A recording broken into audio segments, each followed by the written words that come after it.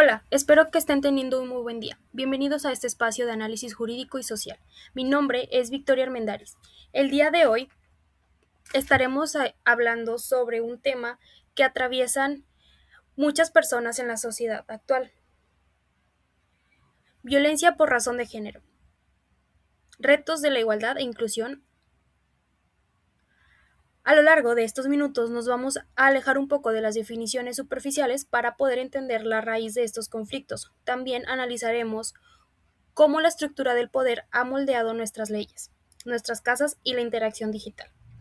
Para este análisis me he apoyado en documentos de la CNDH de Nuevo León, Manual de Comunicación no Sexista de InMujeres y las perspectivas tecnológicas de García Barrera y Basua Reilly, aparte de las teorías de diversidad sexual de Flores Dávila y Maxise Duay.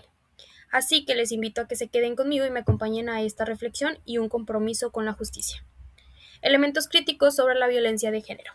Iniciemos con un punto fundamental y identifiquemos los elementos de la violencia por razón de género. Según el documento de la cartilla de la CNDH de Nuevo León, esta violencia es una manifestación de las relaciones de poder que históricamente han sido desiguales. Esto no se trata de un conflicto cualquiera, sino de una herramienta de dominio.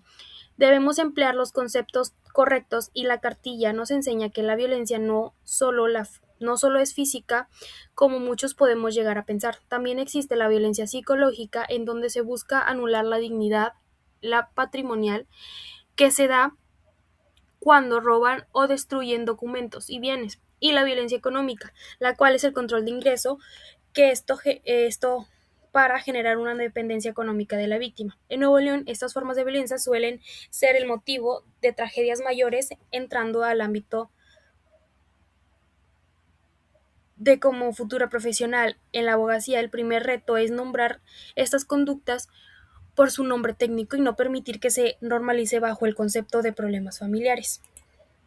Ejemplos de violencia tenemos dos: violencia económica y patrimonial. Imaginemos que una mujer en nuestro estado a quien su pareja le prohíbe trabajar bajo el argumento de cuidar a los hijos, pero al mismo tiempo le restringe el acceso al dinero, inclusive para necesidades básicas, o aparte le retiene los documentos de identidad, pasaporte, escritura, cine, etcétera, se ve cómo se anula la autonomía mediante el control de recursos, un elemento clave que la cartilla se identifica como violencia. Violencia psicológica y simbólica. Aquí podemos pensar en las constantes humillaciones o la descalificación de las capacidades intelectuales de una mujer en el ámbito familiar, cuando se le dice que no sirve para nada o se le aísla de sus amistades o demás familiares. Se está ejerciendo una violencia que, aunque no deja una marca física, destruye el tejido emocional y es el cimiento de agresiones más graves que en su fatalidad puede llevar a someter a suicidio a las personas que sufren dicha violencia. Contexto mexicano y la tecnología.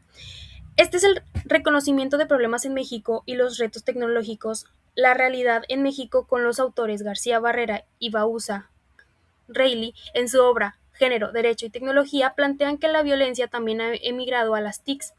En nuestro país, la violencia digital ya es una realidad, la cual afecta desproporcionadamente a las mujeres y niñas de toda la República.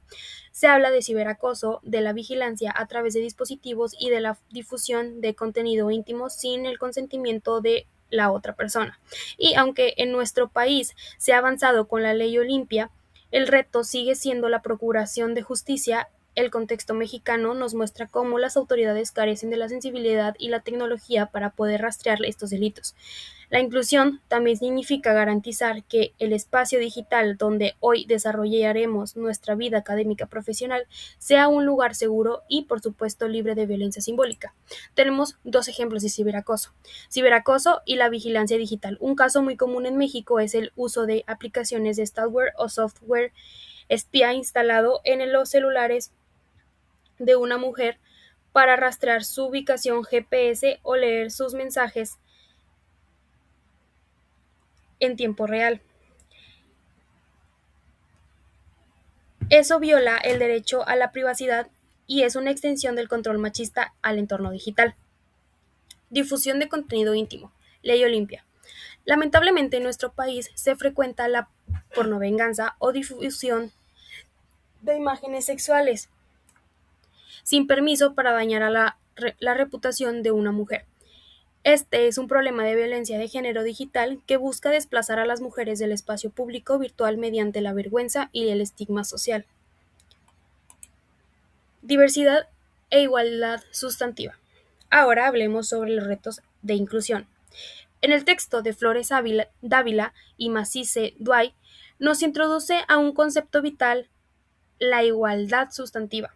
En México, la igualdad por lo general suele quedarse solo en el papel, en lo que llamamos como igualdad formal, pero ¿qué pasa en la práctica de quienes pertenecen a la comunidad LGBTIQ+?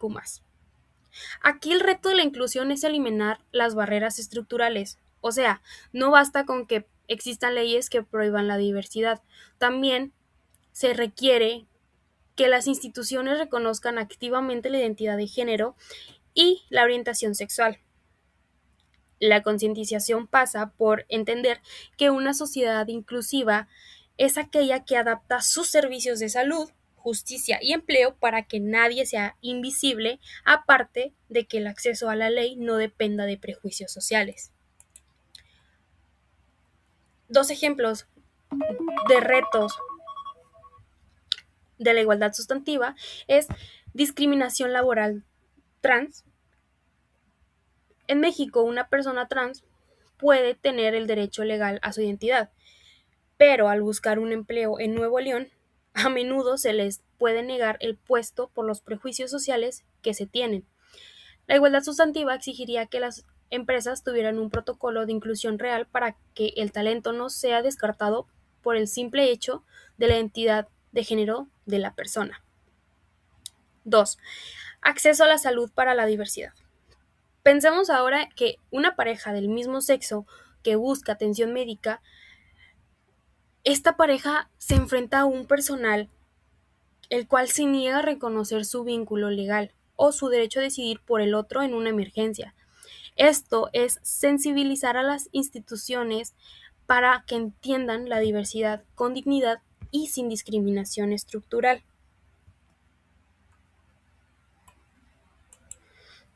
Poder del lenguaje. El poder del lenguaje, ahora sí, finalmente, hablaremos sobre el lenguaje y su poder. En el manual de InMujeres y el video puesto como recurso, podemos reafirmamos que el que no se nombra no existe. Hay que entender que el lenguaje inclusivo no es una moda, como muchos dicen, sino que es un reto de igualdad. Al usar términos neutros y colectivos como decir la judicatura en vez de decir los jueces, pues estamos reconociendo la presencia y la autoridad de las mujeres en el ámbito público. Esto es una herramienta de justicia que construye una realidad donde todas y todos cabemos.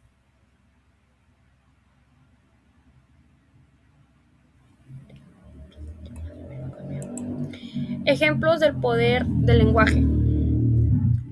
El masculino genérico en el derecho, cuando los códigos legales se leen los jueces o los licenciados, se pueden invisibilizar a las miles de mujeres que ejercen estas profesiones. Se podría cambiar a la judicatura o el cuerpo profesional, esto reconociendo la pluralidad. 2. Estereotipos en la comunicación. Evitar frases que refuercen los roles de género,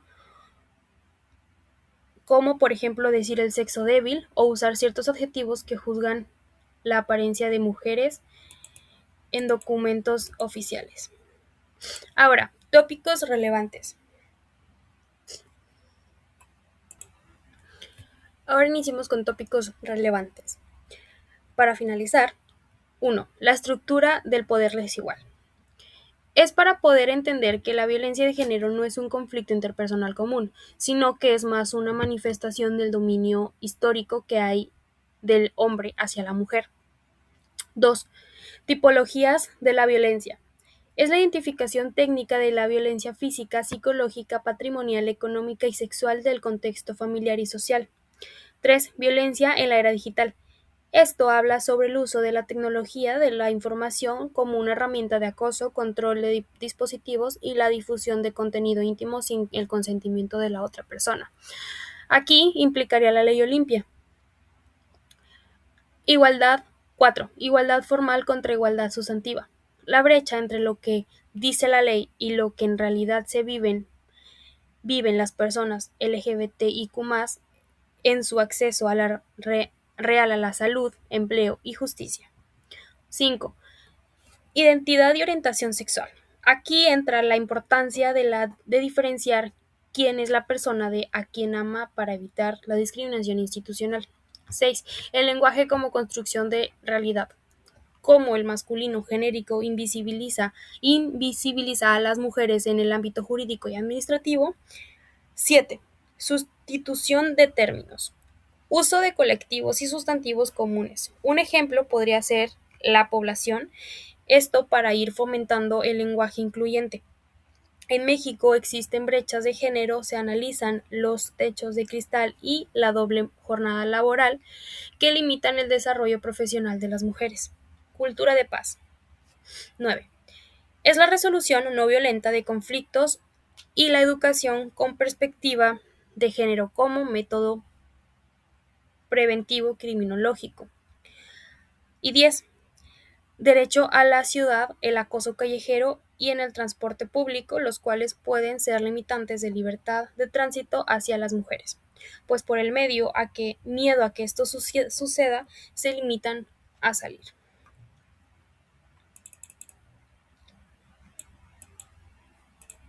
Ahora sí, como conclusión. Ahora sí, para concluir con este análisis, mi reflexión personal no es solo, es que no podemos hablar de una verdadera cultura de paz si no se tiene una igualdad. Y también permitimos que la desigualdad siga siendo la norma bajo el absurdo pretexto de la costumbre.